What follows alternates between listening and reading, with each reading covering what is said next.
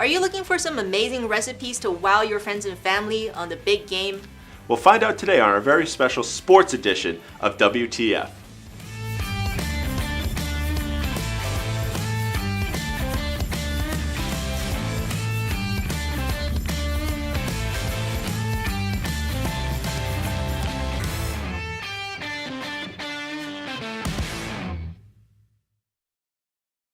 Hello and welcome to WTF, where we transform food here in the Modernist Pantry Test Kitchen. I'm Chef Scott Guerin. And I'm Janie Wang, the owner of Modernist Pantry. Today, Scott and I have tons of recipes for you that's all about the big game, so we are super excited to share what we're going to be doing for the playoffs and all those fun games with you. As you can tell, Janie is a huge sports fan and she just can't contain her enthusiasm.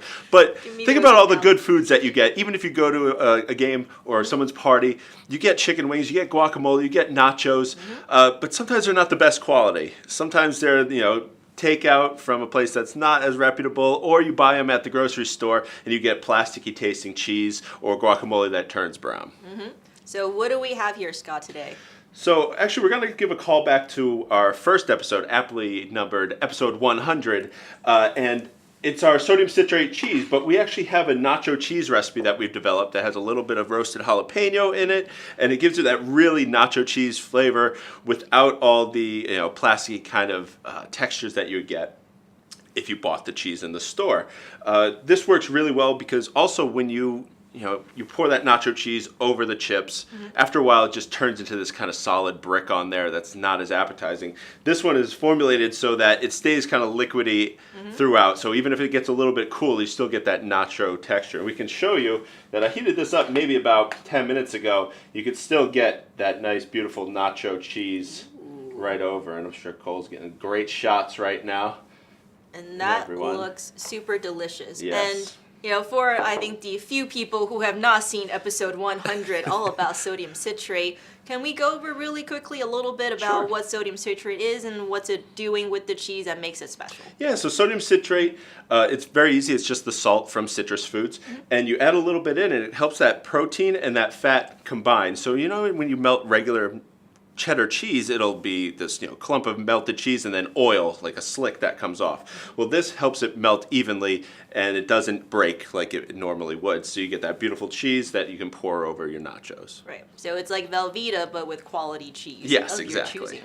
Cool. That looks delicious. So definitely, I love nachos. So I can't wait to eat one. Yes, we will eat them at the end of the episode because there's still more things to put on the nachos. What do we have next? So next, actually a very simple recipe, especially if you're coming off of a holiday season or you just happen to have heavy cream at home. You can make your own sour cream using just a mason jar and a fermentation lid that you can find in episode 112. This is the Sterilock fermentation lid. It's an airlock that you put right on top of a mason jar that's been sanitized, and you can ferment right in there. It allows all the oxygen to escape without letting it back in. So you're not going to have any of those pathogens in there. And this is just some sour cream we made using heavy cream. Okay. And it's 2 parts heavy cream and 1 part buttermilk. You can find the recipe on the blog. A little bit of salt in there as well. But you get, after 4 days or so, you get this really beautiful sour cream then you can put on top of your nachos. You can also strain this if you want a little bit thicker of a sour cream. I kind of prefer it like this for sour cream. If you strain it, you get almost like a creme fraiche. You can let it ferment a little bit longer if you want that really sour kind of flavor from it, but it's up to you. Whatever you like, whatever you prefer, and you can kind of customize it to yourself and your taste. Yeah, and for the fermentation period, for somebody who wants to do this for the big game or any game, how far ahead should they prep that? So I did this one 4 days ago, and I just allow it to sit in a nice warm place. In the shade is totally fine. In a cabinet is totally fine. And after 4 days, obviously every day I just taste it a little bit to see, and I open it just in case something had gotten in there and you see a little bit of mold or yeast. The yeast will be a really dry white film on top. I know it's white already, but you'll see like a dryness to it. And if it's mold, you'll see mold. Either blue, green, black, whatever it happens to be, throw it out. So you don't want any mold, you don't want any yeast, and that's what the fermentation lid is there for. But yeah, about 4 days to get it right where you need it for the big game. Cool. And so just a little bit about the fermentation lid for the Sterilock line. We do have it on the website in both a regular jar and also a wide mouth. So if you're going to be doing like a quart mason jar like this, definitely make sure that you get the wide mouth one, because otherwise it won't fit. So there is a bit of a difference. And we understand not everyone needs a quart of sour cream all the time. So if you want to do it in a pint size, that's totally fine. We have the lid for that as well. Cool. Awesome. All right, and what do we have here? These two. So very obviously we have different two bowls. delicious looking guacamoles. The one on the left and the one on the right are made on the exact same time, the exact same recipe, and the exact same day. And the one on the left has, well, my left, your right, has sodium bisulfite. So a small amount of sodium bisulfite will kind of bond to the chloroform inside of the avocado, the cilantro, and it's going to keep it green and keep it really beautiful for longer. And these, like I said, made on the same day. I left them out just to, stress test them, and you can see what happens, obviously, to avocado. But even if you leave it out and let's say the game's 4 hours long. By the end of that game, you're going to have brown guacamole. You don't want that. You want something to look nice, beautiful, and fresh, and it doesn't affect the flavor. Yeah, and just kind of looking at this, it's almost impossible to believe that Scott made them the same day, but it's true. It's the same batch. I just separated it, and so they're the same avocados. You can just see what the difference of them. Yeah, it's incredible. And I think one of the things that questions we get from people, or maybe question/concern, is that people hear the word sodium bisulfite and they get a little bit concerned. They're like, oh, sodium bisulfite sounds really chemically. Yeah.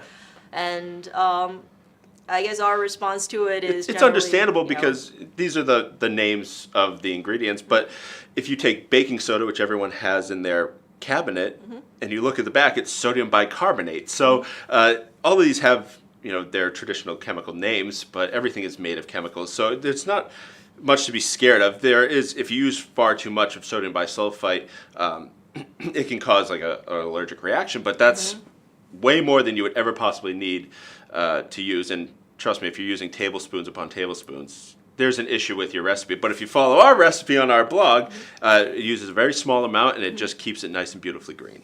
Yeah, so don't be afraid of chemistry, people. It's in everything. Yes. Yeah. Oh, all right, and let's finish off with this, probably my personal favorite of all the dishes here. Just the wings. They're simple. They're delicious. Inside the wing sauce, so it's a traditionally made wing sauce at home rather than buying a bottle and mixing in some butter. So we take red bell peppers, which I find have a really nice flavor, and then I add the heat with Thai bird chilies. So you can kind of gauge where you like your heat. This recipe has about 30. If you want something a little bit more mild, do 15. If you want something that's going to be blazing hot, go all the way up to 45. So it's very easy to kind of gauge rather than buying a bunch of Fresno peppers or whatever and then hoping that they just come out the same. So you can really kind of gauge it while getting the same volume of sauce. And I added a little bit of xanthan gum to it to thicken it up and just make it stick really nicely to those wings. And then obviously butter, because butter makes it better.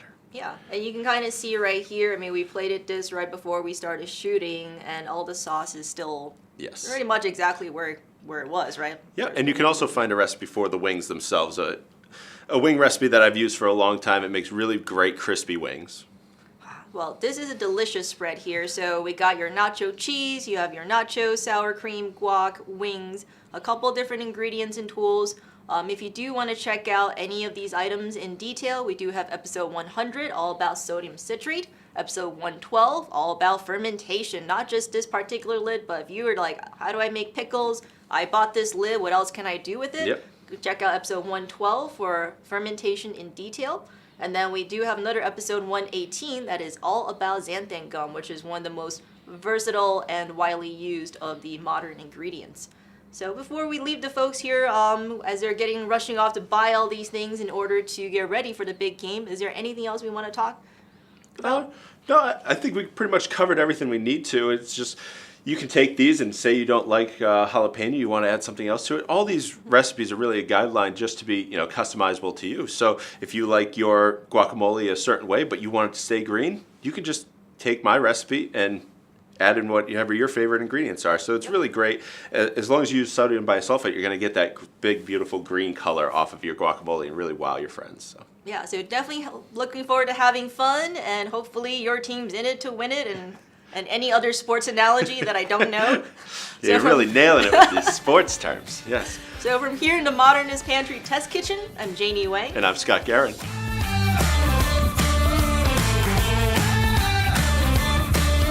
We hope you enjoyed today's episode. And if you want these great recipes and these awesome ingredients, first you're going to have to like, comment, and subscribe. And then you're going to go to blog.modernistpantry.com where you can find those awesome recipes and you can ask a chef. And to get these great ingredients, go to modernistpantry.com. And until next time, we'll be here in the Modernist Pantry Test Kitchen helping you transform food.